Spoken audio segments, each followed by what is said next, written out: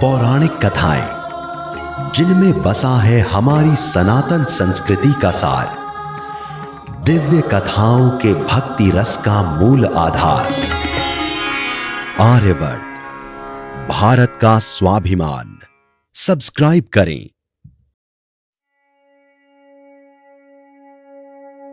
अभिलाष्टक स्तोत्र कथा। ऋषिवर विश्वानर की धर्मपत्नी शुचिष्मति ने अपने पति से प्रार्थना की कि मेरे शिव समान पुत्र हो। यह सुनकर विश्वानर क्षण भर तो चुप रहे, फिर बोले एवमस्तु, और उन्होंने स्वयं ही 12 महीने तक पलाहार, जलाहार और वायवाहार के आधार पर घोर तप किया। फिर काशी जाकर विकटा देवी तथा सिद्धि विनायक के समीप चंद्रकूप में स्नान करके वहीं वीरेश्वर के समीप अभिलाष्टक के 8 मंत्रों से बड़ी श्रद्धा पूर्वक स्तुति की। इससे भगवान शंकर प्रसन्न हो गए और कुछ ही दिन बाद विश्वानर की पत्नी शुचिष्मति को गर्भ रह गया। समय आने पर उसने शिव सदृश पुत्र गृहपति अग्नि को जन्म दिया।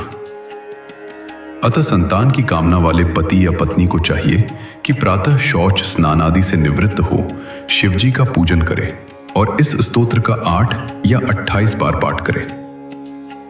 इस प्रकार 1 वर्ष पर्यंत पाठ करते रहने से पुत्र की प्राप्ति होती है। मूल स्तोत्र इस प्रकार है। अभिलाष्टकम एकम ब्रह्मवाद्वितीयम समस्तम सत्यम सत्यम नेह नानास्ति किंचित एको रुद्रो न द्वितीयो अवतस्ते तस्मादेकम त्वाम प्रपद्ये महेशम।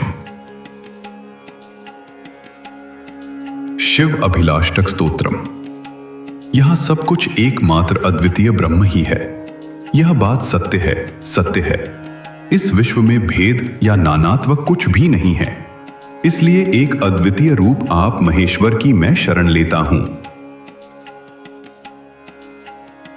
एकः कर्ता त्वं हि विश्वस्य शंभो नाना रूपेष्वे कर रूपोऽस्य रूपः यद्वत्पत्यस्वर्ग एको अप्यनेक स्तस्मान् नान्यं त्वां विनेशं प्रपद्ये।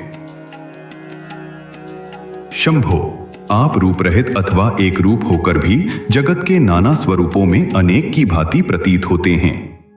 ठीक उसी तरह जैसे जल के भिन्न भिन्न पात्रों में एक ही सूर्य अनेकवत दृष्टिगोचर होता है।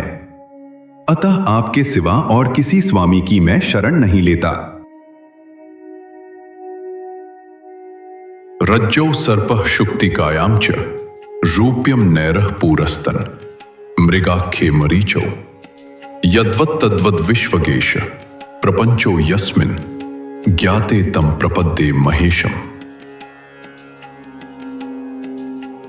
जैसे रज्जु का ज्ञान हो जाने पर सर्प का भ्रम मिट जाता है, सीपी का बोध होते ही चांदी की प्रतीति नष्ट हो जाती है तथा मृगमरीचिका का निश्चय होने पर उसमें प्रतीत होने वाला जलपत्य सिद्ध हो जाता है, उसी प्रकार जिनका ज्ञान होने पर सब ओर प्रतीत होने वाला यह संपूर्ण प्रपंच उन्हीं में विलीन हो जाता है, उन महेश्वर की मैं शरण लेता हूं।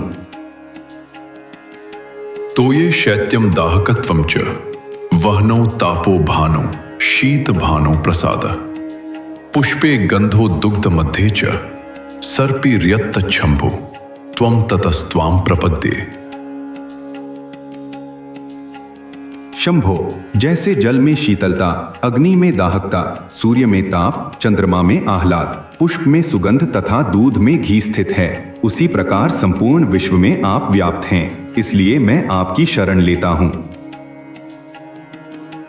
शब्दम गृह्णास्य शवास्त्वम हि जिग्रे रग्राणस्त्वम व्यंग्रे रायासि दूरात् व्यक्षः पश्येस्त्वं रसज्ञो अप्यजिह्वः कस्त्वां सम्यग् वेत्त्यतस्त्वां प्रपद्ये। आप बिना कान के ही शब्द को सुनते हैं, नासिका के बिना ही सूंघते हैं, पैरों के बिना ही दूर से चले आते हैं, नेत्रों के बिना ही देखते और रसना के बिना ही रस का अनुभव करते हैं। आपको यथार्थ रूप से कौन जानता है? अतः मैं आपकी ही शरण लेता हूं। नो वेदस्त्वामीश साक्षाद्धि वेद नो वा विष्णु विधाताखिलस्य नो योगीन्द्र नेन्द्र मुख्याश्च देवा भक्तो वेद त्वामतस्त्वाम प्रपद्ये। ईश वेद भी आपके साक्षात स्वरूप को नहीं जानता। भगवान विष्णु सबके सृष्टा ब्रह्मा भी आपको नहीं जानते। बड़े बड़े योगीश्वर तथा इंद्र आदि देवता भी आपको यथार्थ रूप से नहीं जानते, परंतु आपका भक्त आपकी ही कृपा से आपको जानता है। अतः मैं आपकी ही शरण लेता हूं।